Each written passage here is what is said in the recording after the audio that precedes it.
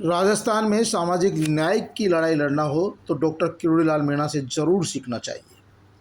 भले ही किसी भी जाति, समाज या धर्म का मामला हो, लेकिन जब भी अन्याय होता है, सरकार भले ही किसी भी पार्टी की रही हो, लेकिन डॉक्टर किरोड़ीलाल मीणा उनके लिए दल बल सहित सड़क पर आ जमते हैं। मामला जयपुर के चाकसू उपखंड के डोया की ढाणी का है, जहां गावरिया परिवार में एक व्यक्ति की मौत के बाद पूरा परिवार 17 मई को मौत होती है। उसके क्रियाक्रम करवाने के लिए 19 मई को 6 लोग हरिद्वार जाते हैं। रविवार को वे लौटते हैं। घर से करीब 500 मीटर दूर आपने एक गरीब की लड़ाई मजबूत ऐसी लड़ी, इसके लिए कोट खादा और चाकसू क्षेत्र की जनता को मैं बहुत बहुत धन्यवाद देना चाहता हूँ।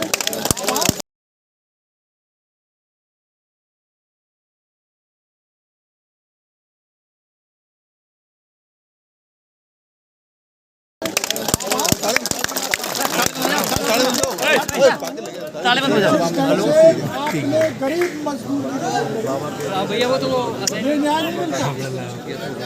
न 302 में मुकदमा दर्ज होता, न 3 सेट मिलती, न प्रधानमंत्री आवास मिलता, न समुदाय कर्मी मिलती, न 65 लाख मिलता, कुछ नहीं होता।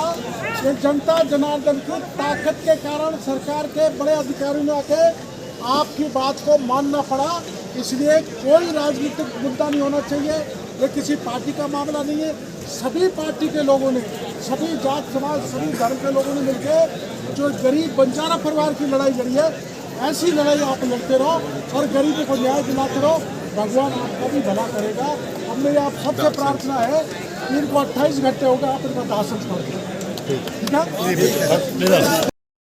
सुना आपने, डॉक्टर किरोड़ीलाल मीणा ने कहा कि यदि वे और सभी लोग मिलकर इस लड़ाई को नहीं लड़ते तो शायद 6 लोगों की मौत एक हादसा बनकर रह जाती, क्योंकि अब तक पुलिस ने उस जीप चालक को भी गिरफ्तार नहीं किया जिसने कुचलकर 5 लोगों की एक साथ हत्या कर दी। हत्या भी उस समय जब वे लोग अपने परिजन की क्रियाक्रम के बाद अस्थि विसर्जन कर लौटे थे।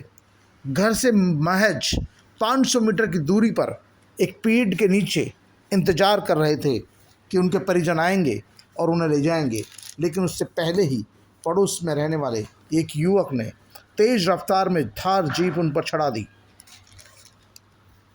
लेकिन परिजन ये समझ नहीं पाए कि आखिरकार ये जीप चढ़ाने वाला कौन है। लेकिन बाद में परिजनों ने सुरेश गुर्जर को इस मामले में आरोपी बताते हुए उस पर जीप चढ़ाने और हत्या करने का मुकदमा दर्ज कराया है।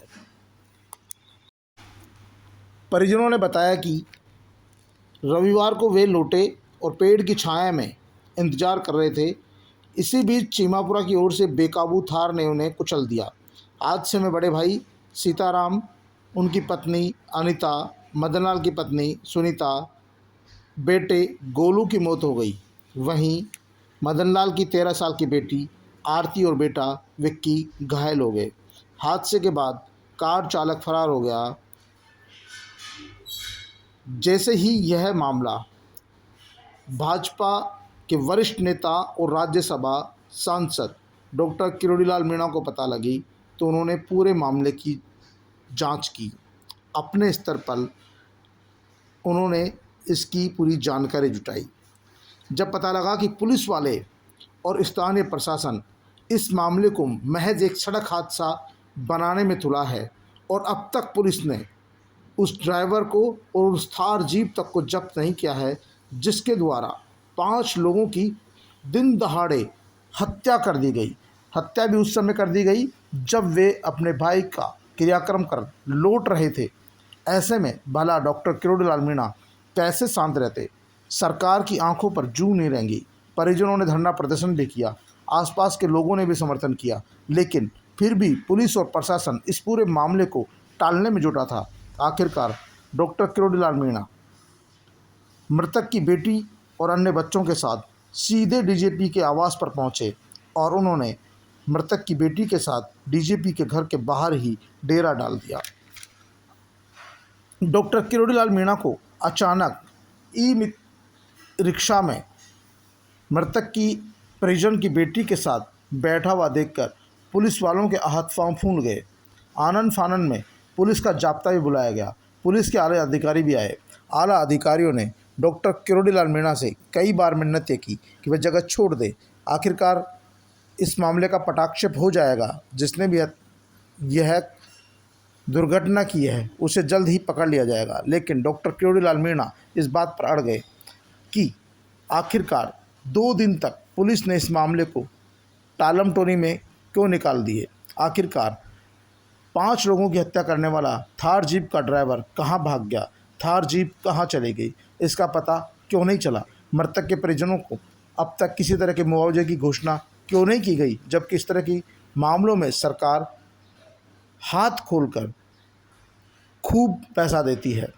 जब ये बात सरकार ने आला अधिकारियों तक पहुंचाई तो सरकार को निर्णय करना पड़ा और मृतक के परिजनों को लगभग 65 लाख रुपए की अलग अलग मद में सहायता का ऐलान करना पड़ा।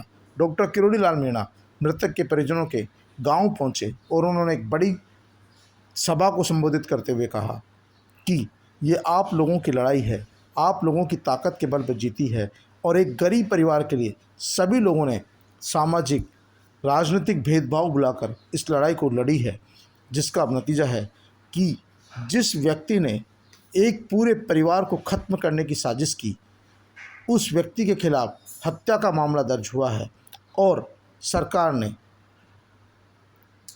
मुख्यमंत्री आवास योजना में, प्रधानमंत्री आवास योजना में घर देने, संविदा पर नौकरी देने और 65 लाख रुपए की आर्थिक मदद देने की बात कही है। यह आप लोगों की जीत है।